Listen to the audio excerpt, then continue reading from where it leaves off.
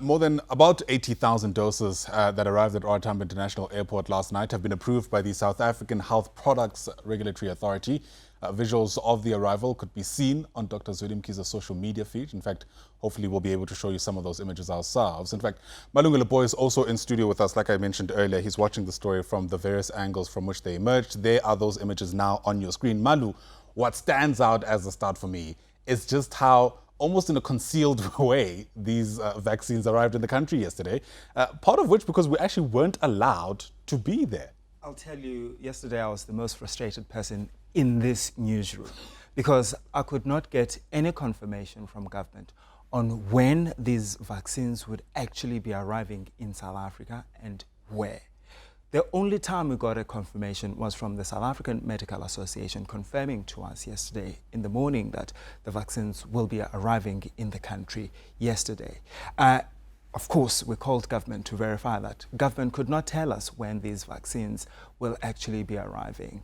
And government officials, in fact, from the health department saying that they don't have information. And then before 7 o'clock, I called the South African Medical Association again to ask whether has these vaccines really arrived, and they said yes, they have arrived, but they could not give us details as to when these, all the logistics behind.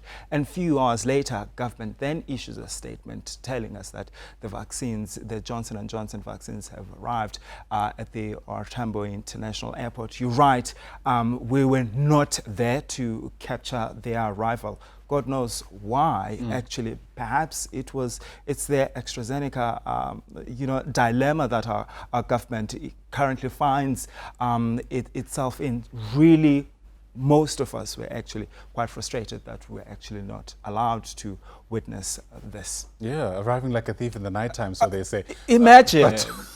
We'll speak about the AstraZeneca vaccines and what happens with them now, but what do we know about these 80,000 Johnson & Johnson jabs and where they are as we speak? So if you read the statement that was issued by government last night on the arrival of these vaccines, we're told that they were taken to a facility here in Johannesburg and then overnight distributed to various provinces. Remember, some of the provinces have already confirmed, that they will be starting their vaccination program.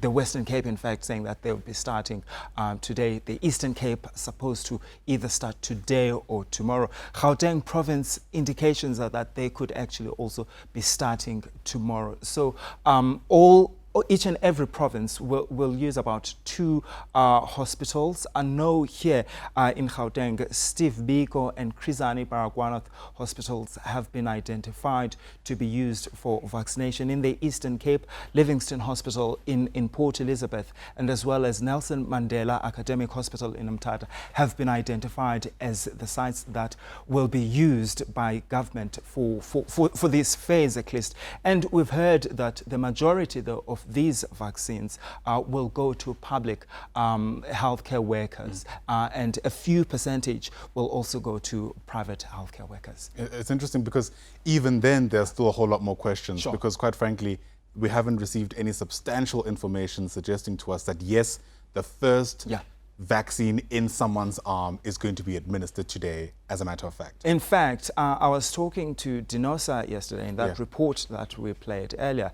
They were also actually they didn't have any details as well as to when the vaccines would actually be arriving and when actually the first person, in each and every province will actually get, their jabs. So there's no details at this point in time. And you wonder why really government is not telling us when exactly the first jab, when the first person in this country will get vaccinated, considering the fact that, this vaccination program is already late.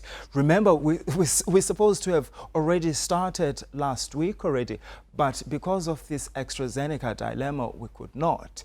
Yeah, you speak about the AstraZeneca dilemma. The health minister yesterday, whilst addressing the SONA debate, so to speak, giving a bit more clarity about what ought to happen with this 1 million doses. Was that clarity? Well, I mean, perhaps I'm being a bit more generous. Sure. But what did he say, and what does that mean for us? So there has been a lot of speculation recently on that, what will happen to these 1 million doses of AstraZeneca vaccines, which received early this month. And one of the suggestions in the papers on Sunday, and interestingly, this story has also been picked up by some of the international media, that South Africa was intended to send the vaccines back to India. And of course, the Minister of Health, Dr. Zweli Mkhize, coming out yesterday in that SONA debate, saying that actually they're not taking those vaccines back to India, in fact, denying it categorically, but saying that what will happen is that these vaccines will then be shared with some of the African countries. In fact, and I want to read exactly what the minister said, if I can quickly get it, because he said, I quote, "We want to refute categorically the speculation in the media that we have returned the stock to India. We have offered the vaccines to the African Union platform, which we are part of," and then went on to say this won't be a fruitless expenditure to us. So he also needs to clarify and give us more details.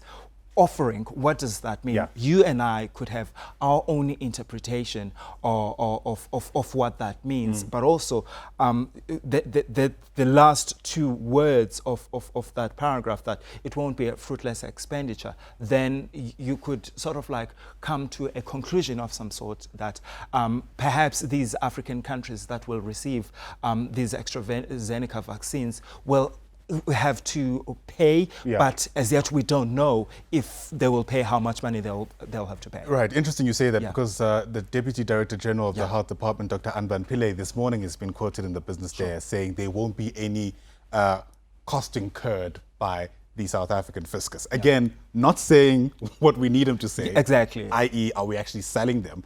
But I guess giving us a clue of what the treatment might be like.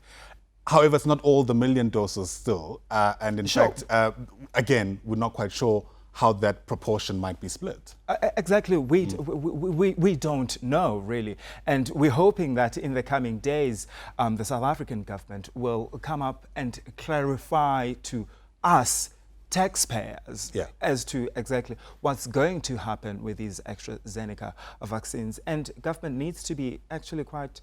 They need to take us into their confidence as South Africans, because this was our money as taxpayers that was used to procure these vaccines. Absolutely. As the cliche goes, still a whole lot more questions than answers. Malungelo Booi, thanks very much for coming through, giving us a sense of what you know. Of course, if and when the details come through and they are confirmed, you'll make sure to hear them first right here on Newzroom Afrika, channel 405.